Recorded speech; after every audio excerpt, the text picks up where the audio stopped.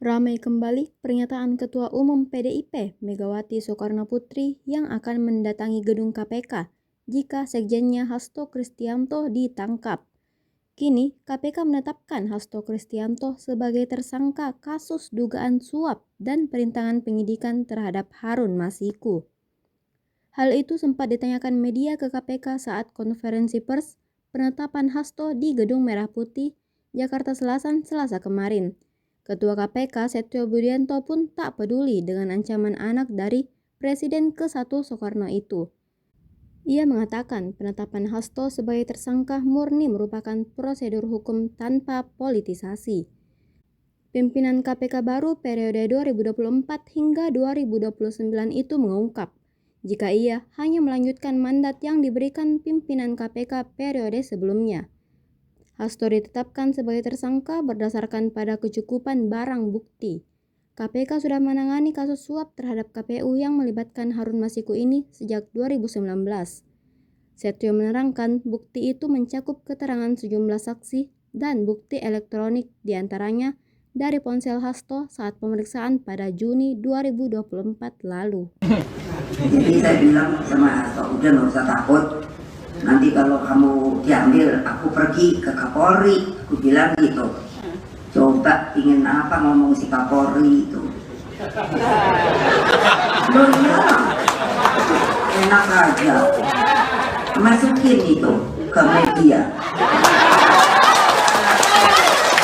Kesempatan sore ini saya akan menyampaikan penjelasan tentang pengembangan perkara tindak pidana korupsi memberi hadiah atau janji kepada pegawai negeri atau penyelenggara negara, yaitu Wahyu Setiawan selaku anggota Komisi Pemilihan Umum Republik Indonesia periode 2017 sampai dengan tahun 2022 bersama-sama dengan Agustiani Tio F terkait penetapan anggota DPR RI terpilih 2019-2024 yang dilakukan oleh tersangka Harun Masiku bersama-sama dengan Saiful Bahri. Saya yakin semua rekan-rekan sudah tahu karena lama.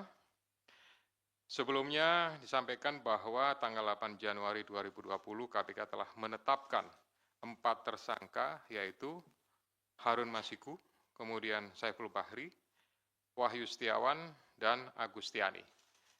3 dari 4 ini sudah dilakukan proses dan sekarang sementara sedang menjalani. Kemudian pada saat proses penyidikan terhadap perkara HM dan upaya pencarian DPO HM ini dilakukan secara sangat serius, juga dilakukan tidak mengenal waktu, bahkan banyak melakukan koordinasi dengan berbagai pihak. Penyidik menemukan adanya bukti keterlibatan Saudara HK yang bersangkutan selaku Sekjen PDI Perjuangan dan Saudara DTI selaku orang kepercayaan Saudara HK dalam perkara dimaksud dengan poin-poin penjelasan sebagai berikut. Perbuatan Saudara HK bersama-sama dengan Saudara HM dan kawan-kawan dalam memberikan suap kepada Wahyu Setiawan dan Agustiani. Yang pertama, HK menempatkan HM pada Dapil 1 Sumsel, padahal HM berasal dari Sulawesi Selatan, tepatnya dari Toraja.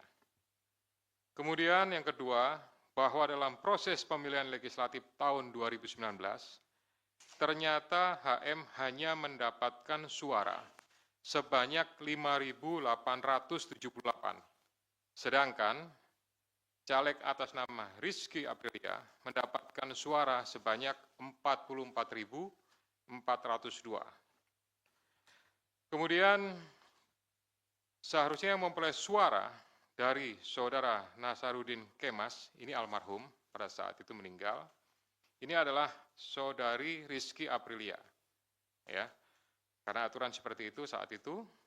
Namun ada upaya-upaya dari Saudara HK untuk berusaha memenangkan HM melalui beberapa upaya-upaya. Antara lain,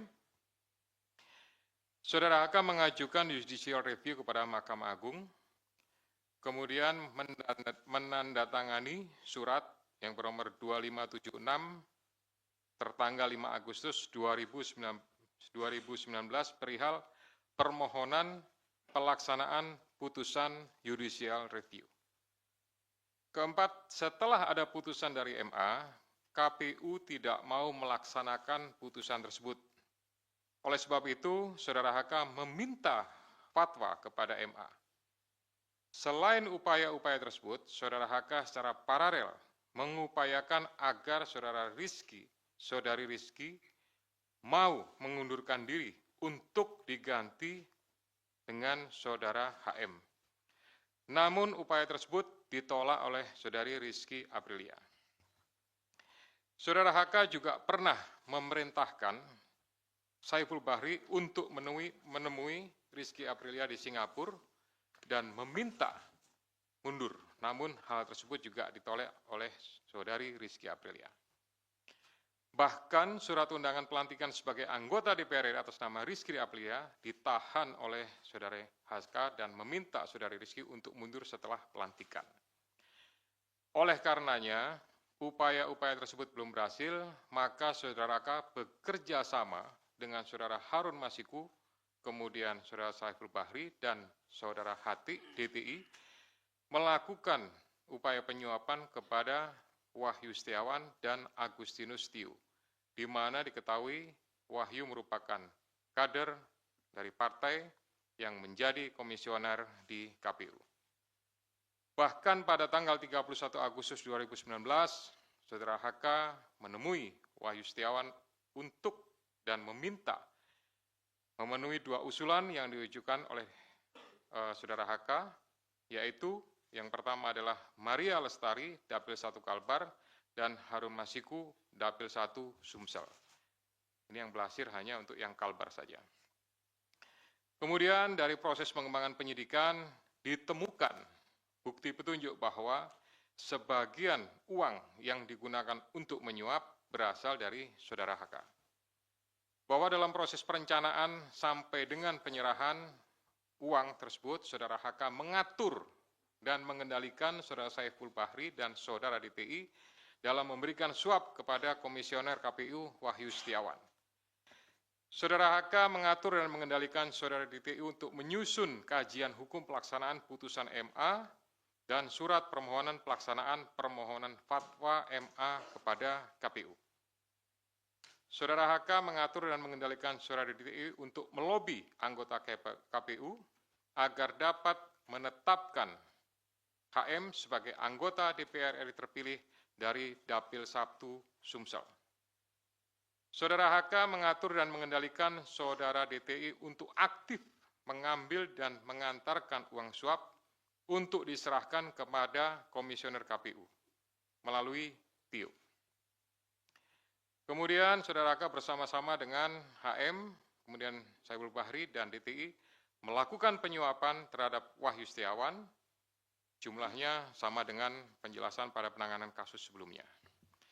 Atas perbuatan Saudara HK tersebut, KPK selanjutnya melakukan proses ekspos dan lain-lain, dan akhirnya menerbitkan surat perintah penyidikan bernomor Sprindik /153 /Dik 0.00 01 12 2024 tanggal 23 Desember 2024 dengan uraian penyidikan perkara dugaan tindak pidana korupsi yang dilakukan oleh tersangka HK bersama-sama dengan Harun Masiku dan kawan-kawan berupa pemberian sesuatu hadiah atau janji kepada Wahyu Setiawan selaku anggota Komisi Pemilihan Umum Republik Indonesia periode 2017 sampai dengan 2022 bersama-sama dengan Agustiani Tio F terkait penetapan anggota DPR RI terpilih 2019-2024.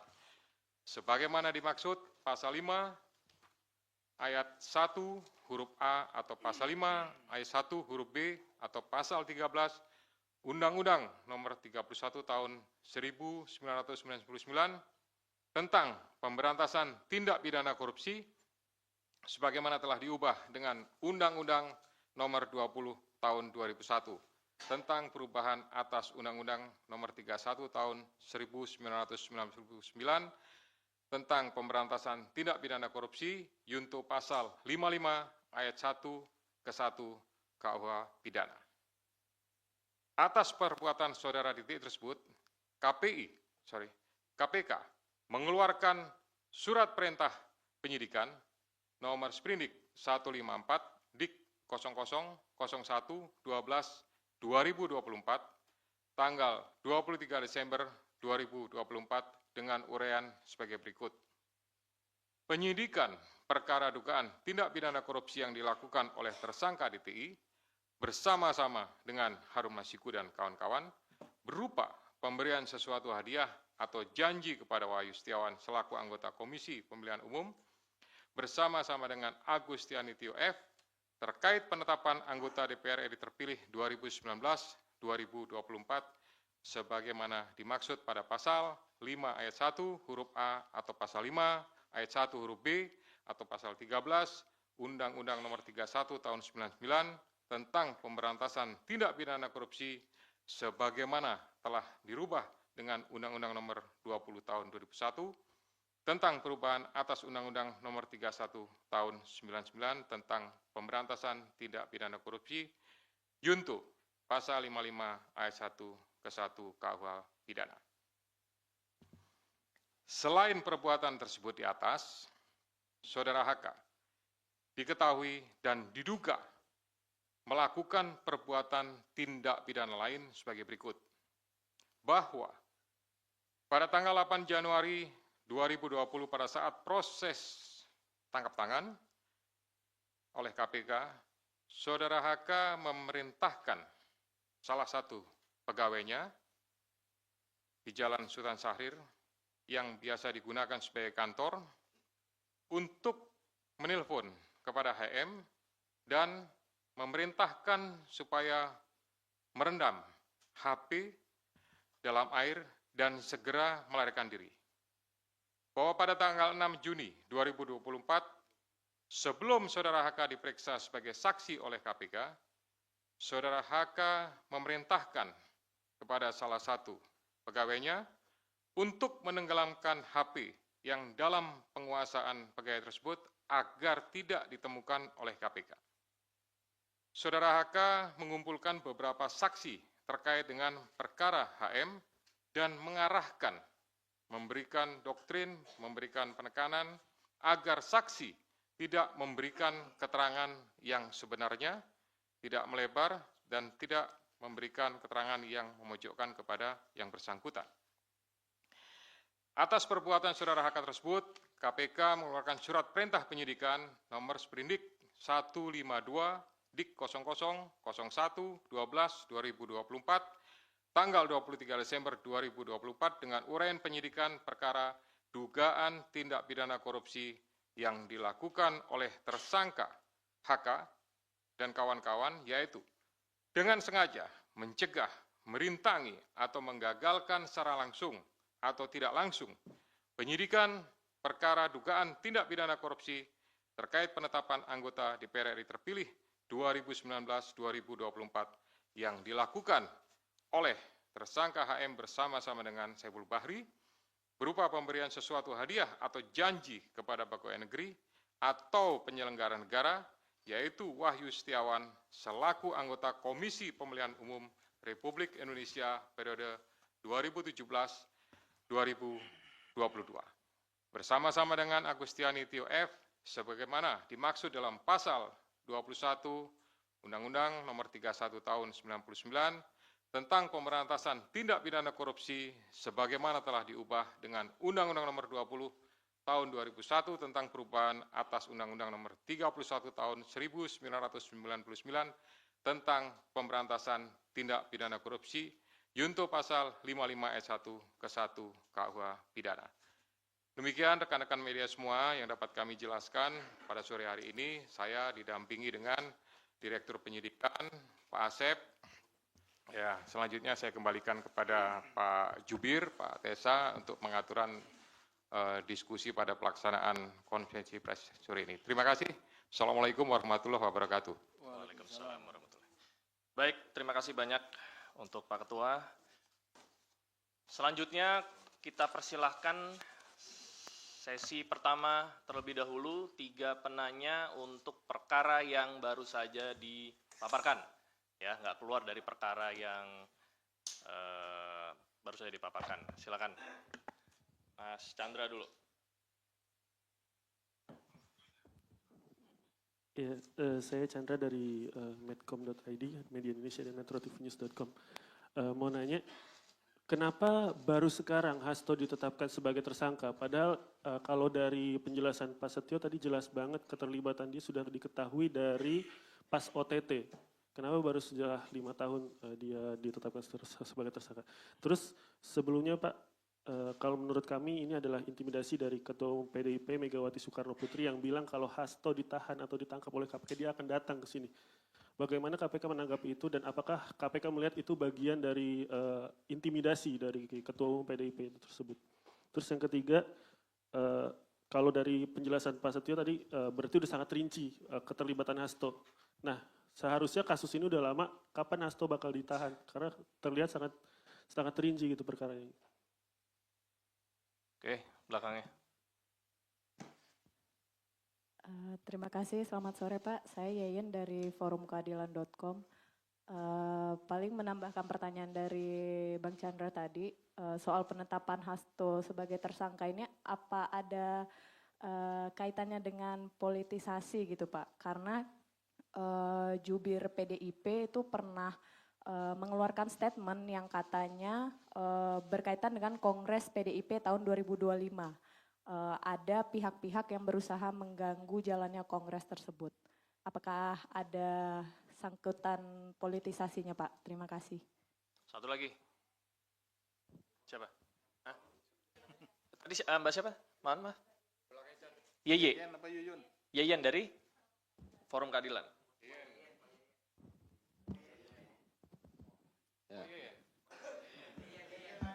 Oke, lanjut.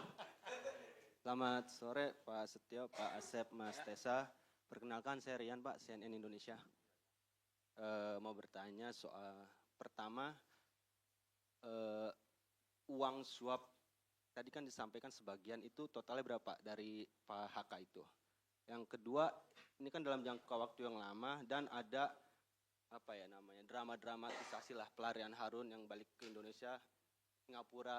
Apakah akan menjerat juga dari pihak kementerian lah Pak? Karena waktu itu kan kader PDIP juga dalam OJ, Obstruction of Justice. Yang ketiga, dalam menindaklanjuti sprindik baru ini, apakah KPK sudah berkirim surat ke imigrasi mengenai pencegahan ke luar negeri terhadap HK dan DTI ya, dari Doni Tri Istiqomah. Dan keempat Pak, di luar kasus ini kan baru lagi Pak, saya menemukan pengumuman tersangka ini langsung gitu Pak. Pak Setia mungkin mengalami ya. Apakah ada perubahan metode lagi Pak? Terima kasih. Oke, kita tutup dulu ya. Silakan.